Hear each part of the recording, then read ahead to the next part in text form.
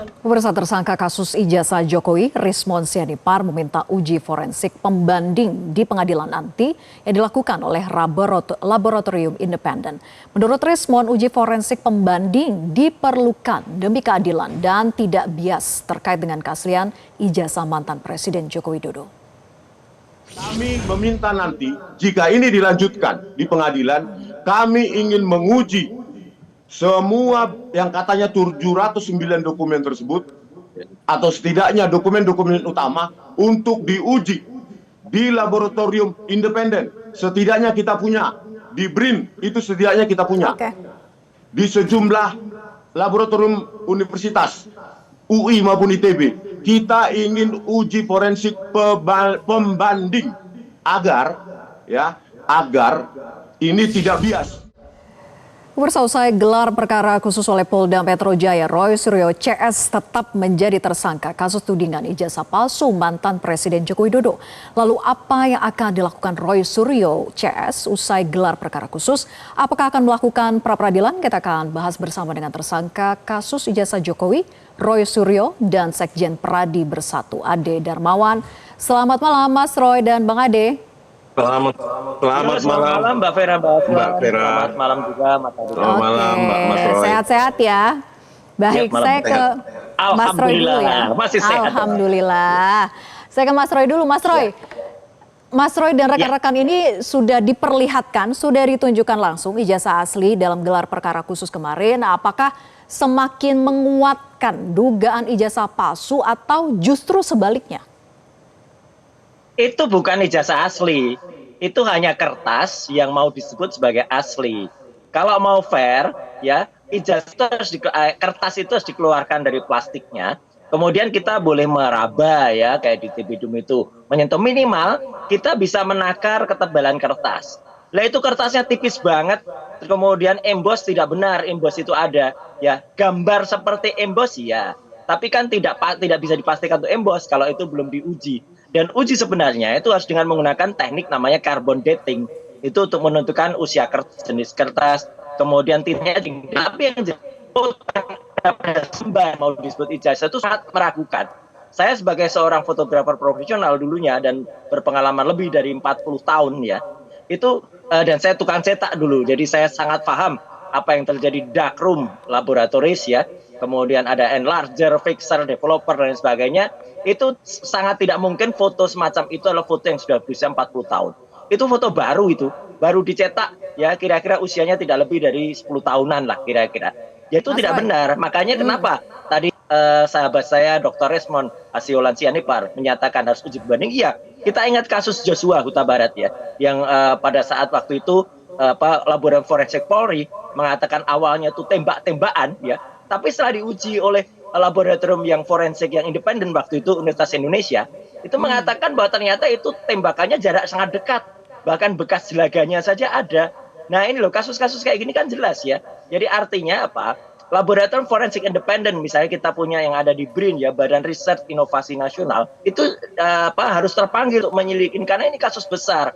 Kasus yang melibatkan orang yang pernah memerintah Indonesia selama lebih dari 10 tahun yang sangat dirugikan ijazahnya. Dan sekali lagi Mbak Vera dan seluruh pemirsa Metro TV, saya pastikan sekali lagi bahwa setelah kami melihat ya, saya melihat, Dr. Rismon melihat, Dr. Tifa melihat, ini 3 yang punya kompetensi untuk melihat itu, kita menyatakan itu palsu. Kalau ada salah satu orang, seorang ibu-ibu yang pengetahuannya terbatas, yang memang pada saat itu katanya juga ikut melihat dan melihat asli, ya mungkin ibu-ibu itu tidak bisa membedakan antara kertas asli dan palsu. Sama dengan misalnya saya dihadapkan pada cabai, mau itu cabai beneran atau cabai plastik ya, mungkin kalau saya nggak bisa menilai karena saya bukan ahli cabai. Kira-kira gitu Mbak Vera. Ya, pengujian yang diharapkan ini sebagai bentuk pembanding begitu ya, melibatkan pihak independen. Ya. Independen mana yang dimaksud untuk bisa dilibatkan agar benar-benar transparan?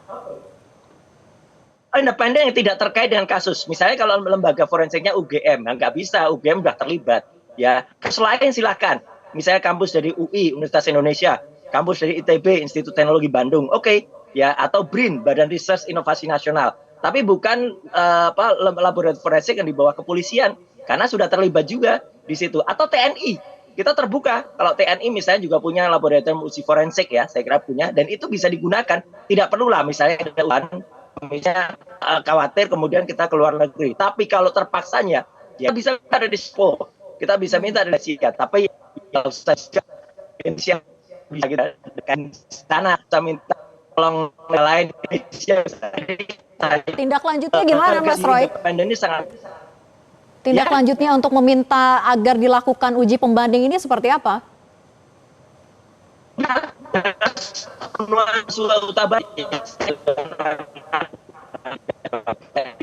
Itu juga tidak saya kemudian minta kepolisian untuk diminta uji ulang, dan kami juga bisa minta kayak gini.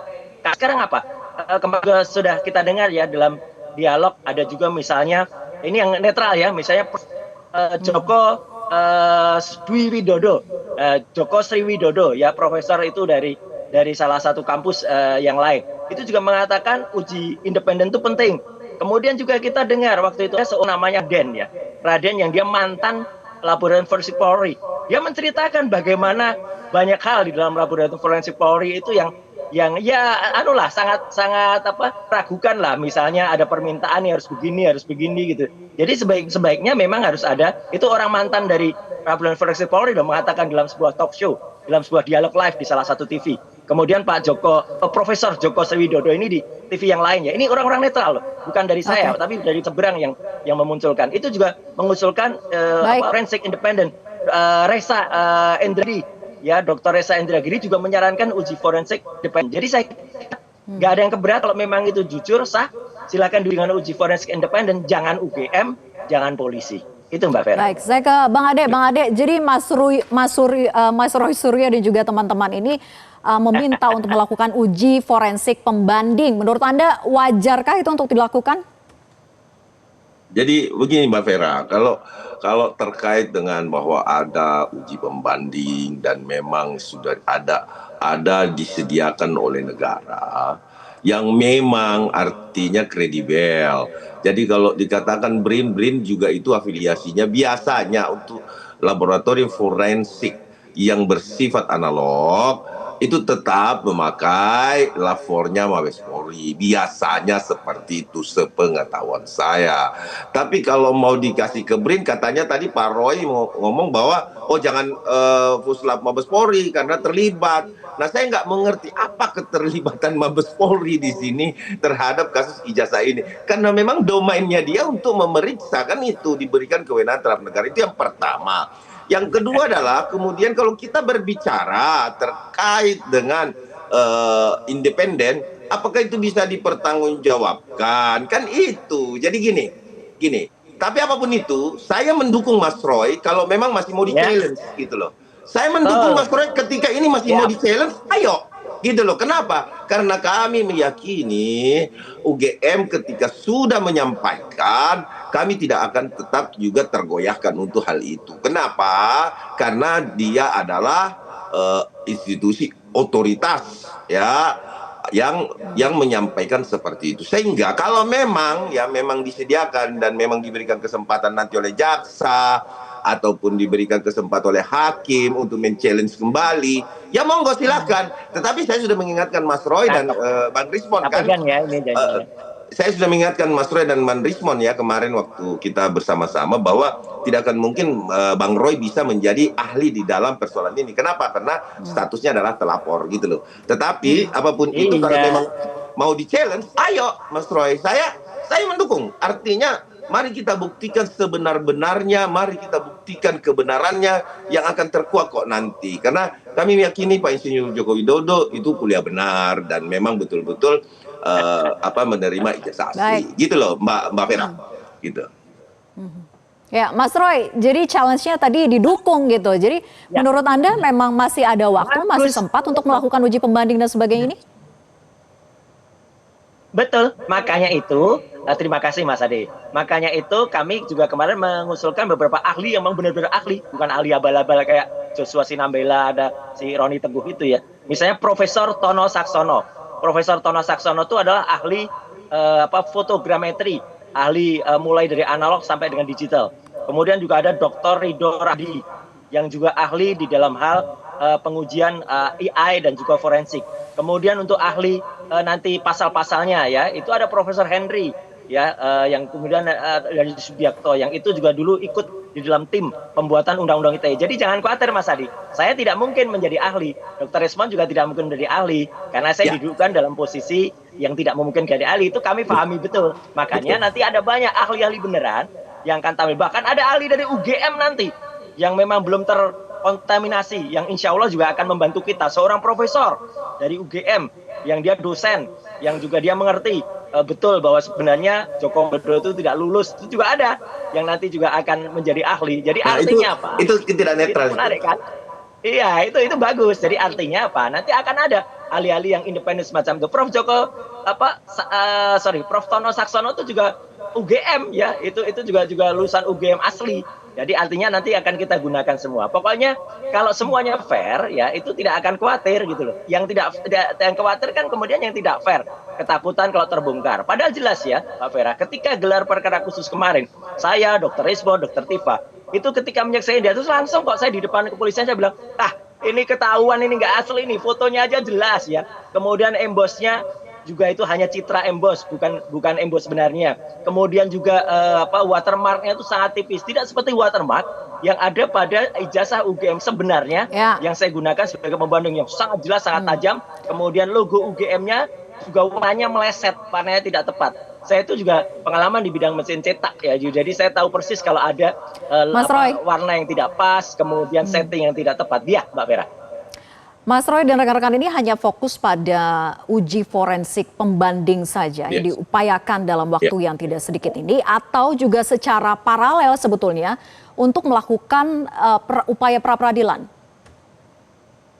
Kalau secara paralel itu kan, tapi apakah memang pra-peradilan atau tidak, itu saya sangat tergantung kepada advis dari kuasa hukum ya. Karena kuasa hukum itu nanti Pak Kosinudin, kemudian Pak Petrus Celestinus itu nanti akan memberikan advis yang sebaik-baiknya di bawah koordinasi artinya Pak Abraham Samad ya selaku koordinator dari kami. Jadi artinya apa? Kami akan mendengar semua termasuk statement dari misalnya Prof Denny Indrayana, termasuk juga termasuk dari Dr. Amir Samsudin yang juga sempat ketemu juga. Jadi artinya apa? Itu akan memberikan advis sebaik-baiknya untuk apakah menempuh pra-peradilan atau tidak. Karena tahu lah, pra-peradilan itu bisa dihitung lah, gitu ya, probability-nya bagaimana dan yang pernah menang siapa ya, gitu. Itu kan kelihatan. Jadi daripada menghabis-habiskan waktu untuk sesuatu hal yang misalnya tidak worth it ya, mendingan kami memperkuat dari sisi ahli, dari sisi saksi yang ada chart, dan dari sisi perkuatan atau challenge daripada alat yang kemudian kemarin disebut sebagai ijazah itu ya, dan juga kita juga aku yang satu S1 tapi juga kemarin ditampilkan kan yang disebut ijazah SMA.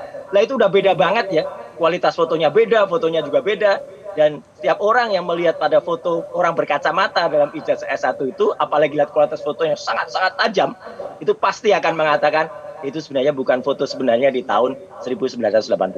Itu Mbak Vera. Ya, saya ke Bang Ade. Bang Ade, kepolisian itu memang memberikan kesempatan ya untuk Mas Roy Suryo CS ini untuk bisa mengajukan pra-peradilan. Tapi di saat yang bersamaan juga pihak kepolisian itu punya pertimbangan ataupun punya pilihan jika melakukan penahanan. Menurut Anda, apa yang sebaiknya Mas Roy Suryo CS ini untuk lakukan? Apakah ya sudah berikan kesempatan silakan pra-peradilan dulu atau bagaimana? Ya, jadi gini Mbak, terkait tiket Mas Roy dan kawan-kawan, saya menganggap tiket ya. Tiket Mas Roy itu yang pertama tiket Mas Roy sudah diius. Yang pertama adalah yang sudah digunakan adalah gelar perkara khusus. Ya, itu satu. Bahwa sudah mengius yang satu. Terus kemudian ada lagi nih yaitu prapit. Nah, prapit ini juga diizinkan oleh aturan dan perundang-undangan untuk melakukan ini. Jadi ada dua ya, secara objektif bisa digunakan. Nah, syarat-syarat objektifnya ini sudah dilaksanakan semua Mbak Vera ya di kepolisian. Nah, sisa satu lagi kesempatan yaitu prapit. Nah, kalau terkait permohonan untuk uji laboratorium dan lain sebagainya, saya rasa itu tidak di kepolisian, tentu naik di tingkatan yang lebih di atas seperti kejaksaan maupun nanti di